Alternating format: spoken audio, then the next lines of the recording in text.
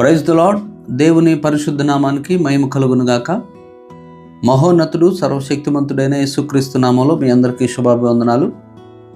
ఈ కాలంలో అనేక మంది నష్టపోవడానికి, అనేక మంది జీవితాలు పాడైపోవడానికి, అనేక మంది దేవునికి దూరమైపోవటానికి, అనేక మంది సాతాను యొక్క చేతుల్లో, సాతాను యొక్క కబంధ హస్తాల్లో చిక్కుకోవటానికి ప్రధానమైన కారణం ఒంటరిగా ఉండటం. చాలామంది యవనస్తులు కానీ, ఇంకా అనేక మంది వివాహమైన వాళ్ళు కానీ ఒంటరితనానికి బాగా అలవాటు అయిపోయి ఆ సింగిల్ లైఫ్ని ఎంజాయ్ చేస్తున్నామనే భ్రమలో ఉంటున్నారు. కానీ వారికి తెలియకుండానే వారి జీవితాలను సాతానుకు అప్పగించుకొని దేవుడిచ్చేటటువంటి స్వస్థతని, దేవుడిచ్చేటటువంటి ఆశీర్వాదాన్ని, దేవుడిచ్చేటటువంటి ఒక ఉన్నతమైనటువంటి స్థితిని చాలామంది కోల్పోతున్నట్లుగా మనం చూస్తూ ఉన్నాం. కాబట్టి ఒంటరితనం అనేది చాలా ప్రమాదం అని బైబిల్ గ్రంథం చాలా స్పష్టంగా తెలియజేస్తూ ఉంది.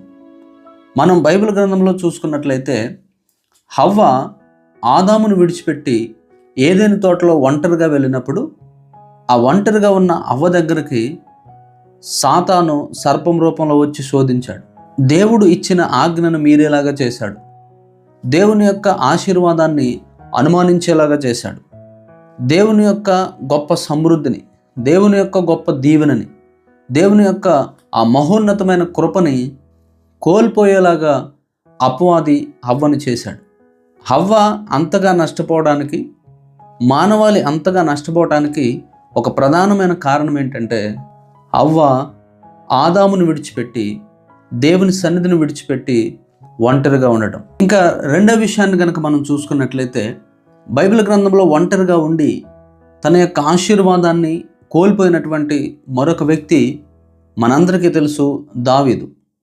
అందరూ వసంతకాలమున యుద్ధానికి వెళ్ళి వారి యొక్క దేశం కొరకు, వారి యొక్క రాజ్యం కొరకు యుద్ధం చేస్తూ ఉంటే రాజుగా ఉన్నటువంటి దావీదు ఒంటరిగా మిద్దె మీద ఉండి ఒక స్త్రీని చూడటం వల్ల తన తలంపులు పాడైపోయి తన యొక్క శరీరాన్ని పాపానికి ప్రేరేపించుకొని ఆ ఒంటరితనంలో తాను ఆలోచనను కోల్పోయి తన యొక్క భక్తి జీవితాన్ని మర్చిపోయి, తన యొక్క స్థితిని మర్చిపోయి వ్యభిచార పాపంలో పడటానికి కారణమైంది ఆ ఒంటరితనమే.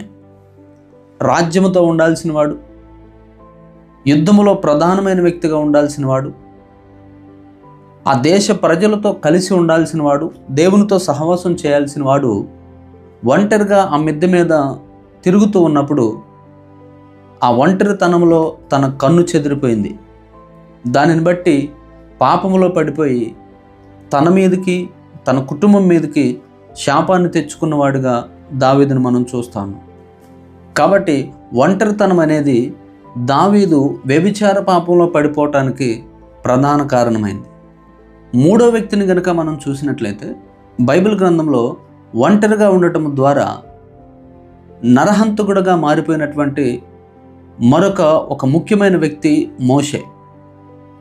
దేవుడు ఐగుప్తు దేశంలో తాను బాల్యముగా ఉన్నప్పుడే ఒక మంచి రాజకుమార్తె గృహంలోనికి, రాజ భవనంలోనికి దేవుడు చేర్చాడు.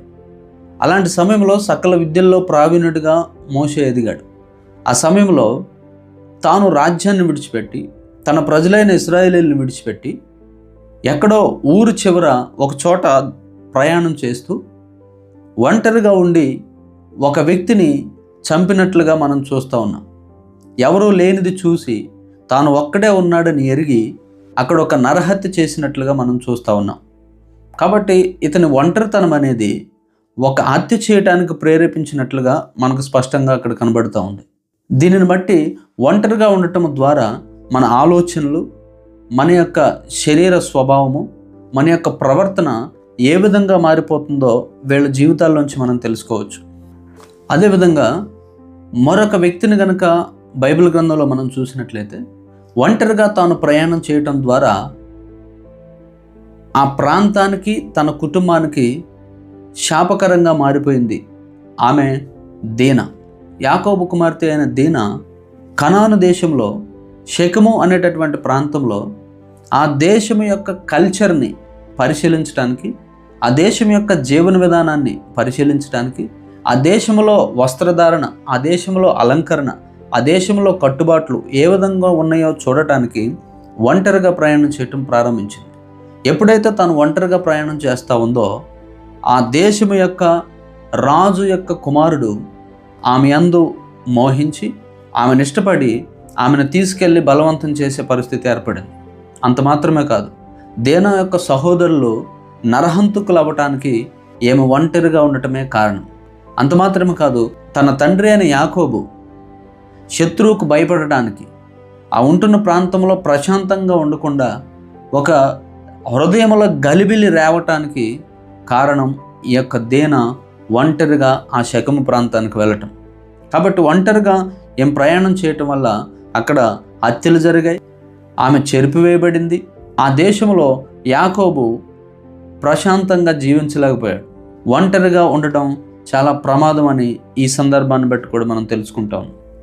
ఇంకా మనం చూసినట్లయితే ఒంటరిగా ఉండటం ఎంత ప్రమాదమో మనకు ఉదాహరణగా మరొక వ్యక్తి, అభిషేకించబడిన వ్యక్తి, నాజీరు చేయబడిన వ్యక్తి, బాల్యం నుండి దేవుని యొక్క అభిషేకముతో దేవుని యొక్క కృపతో పెంచబడినటువంటి వ్యక్తి సంసోను.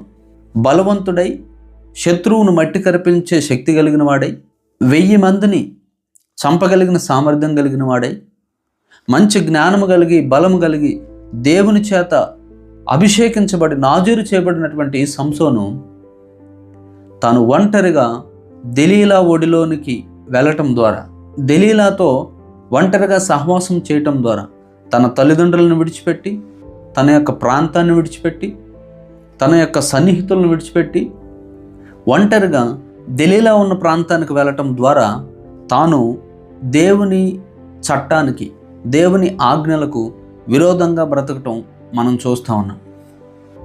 ఆ ఒంటరితనంతో ఆ దెలీలాతో పెట్టుకున్న ఆ సహవాసాన్ని బట్టి తాను చంపివేయబడ్డాడు. తన కళ్ళు పొడవబడ్డాయి. ఎంతో బలవంతుడిగా ఉండి ఎంతో పరిచర్య చేయాల్సినటువంటి అతని జీవితం చాలా తక్కువ సమయంలోనే ముగించబడటం మనం చూస్తాం. ఈరోజు నువ్వు ఒంటరిగా ఉండటం సంతోషం అనుకుంటున్నావేమో, ఈరోజు ఒంటరిగా ఉండటం మేలు అనుకుంటున్నామేమో, ఈరోజు ఒంటరిగా ఉండటం అది మనకేదో గొప్ప అనుకుంటున్నామేమో, కానీ ఒంటరితనం చాలా ప్రమాదం. ఒక ఆత్మీయుడు ఒంటరిగా ఉండటం చాలా ప్రమాదం. అపవాది అనేవాడు ఎవరిని మింగుదునా అని గర్జించు సింహం వలె బయలుదేరి వస్తున్నట్లుగా వాక్యంలో మనం చూస్తూ ఉన్నాం. కాబట్టి ఈరోజు నువ్వు ఒంటరిగా ఉంటే ప్రార్థన చేస్తూ ఉండాలి, ఒంటరిగా ఉంటే వాక్యాన్ని ధ్యానిస్తూ ఉండాలి, ఒంటరిగా ఉంటే దేవునితో సహవాసం కలిగి ఉండాలి, ఒంటరిగా ఉంటే సువార్తను ప్రకటించేవారుగా ఉండాలి, ఒంటరిగా ఉంటే దేవుని యొక్క మందిరములో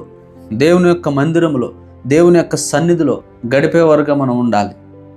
అంతేకాని ఒంటరిగా ఉండి అపవాదికి అవకాశం ఇవ్వకూడదు.